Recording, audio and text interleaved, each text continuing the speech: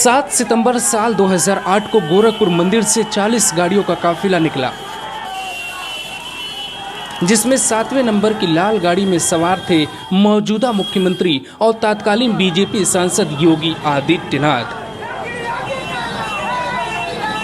योगी को उस दिन मुलायम सिंह के गढ़ में कहे जाने वाले आजमगढ़ में आतंकवाद के खिलाफ एक रैली को संबोधित करना था, लेकिन आईबी ने रिपोर्ट दी थी कि वहां योगी पर हमला हो सकता है।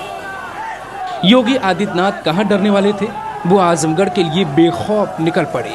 योगी आदित्यनाथ का काफिला आजमगढ़ में एंट्री से पहले पीडब्ल्यूडी गेस्ट हाउस पर रुका। क्यों, ये वजह हम आपको आगे बताएंगे, क्योंकि योगी की जान बचने में इस घटना का एक बड़ा रोल था।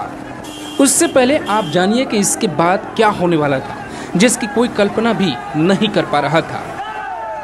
योगी आदित्यनाथ का काफिला जब आजमगढ़ पहुंचा तो माहौल में एक अजीब सा डर था, कुछ बड़ा होने वाला है। गाड़ियों के काफिले के आगे सैकड़ों बाइकों पर योगी के समर्थक सवार थे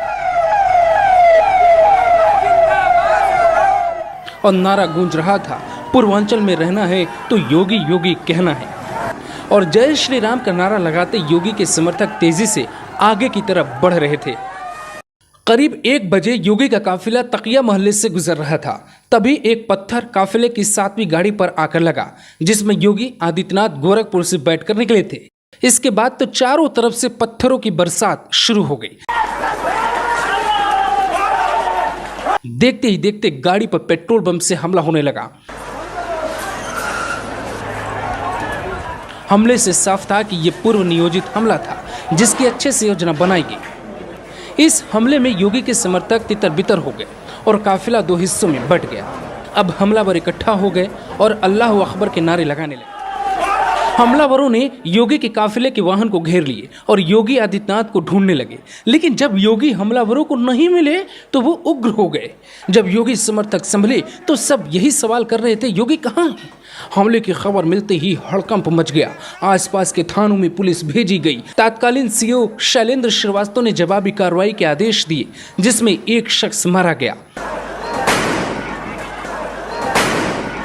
घायलों को अस्पताल पहुंचाया गया, लेकिन अभी तक भी योगी आदित्यनाथ का कोई अता पता नहीं था। उनकी खोजबीन हो रही थी, लेकिन योगी आदित्यनाथ तब तक बहुत आगे निकल चुके थे और बाकी गाड़ियों का इंतजार आगे वो बैठकर कर रहे थे। अब यहाँ आपको बताते हैं कि उस गेस्ट हाउस में काफिला क्यों रुका था।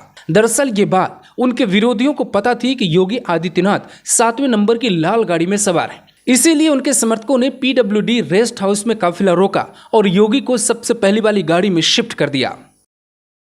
जब हमला हुआ तो योगी की गाड़ी काफी आगे निकल चुकी थी और हमलावर उन्हें 7वें नंबर की लाल गाड़ी में ढूंढते रहे। इस तरीके से चतुराई के कारण योगी आदित्यनाथ को कोई नुकसान नहीं पहुंचा। इस वारदात के बाद आजमगढ़ में दंगे शुरू हो गए, जिसके लिए योगी आदित्यनाथ पर तत्कालीन मायावती ने मुकदमा भी दर्ज किया, लेकिन योगी आदित्यनाथ इस पूरी घटना में बाल बाल बचे थे। योगी को कौन था जो मारना चाहता था? योगी किसके निशाने पर थे? क्या वो कोई बड़ा माफिया था? क्या वो किसी सरकार के कहने या किसी सरकार के इशारे पर कोई बहुत बड़ा माफिया आजमगढ़, मऊ, गाजियाबाद के इलाके का था जो योगी को खत्म करना चाहता था? इस कहानी से भी बेहद दिलचस्प है योगी का वो जानी दुश्मन जो योगी की जान लेना चाहता था। बताएंगे आपको अपने अगले एपिसोड में। बने रहिए ग्लोबल भारत के साथ।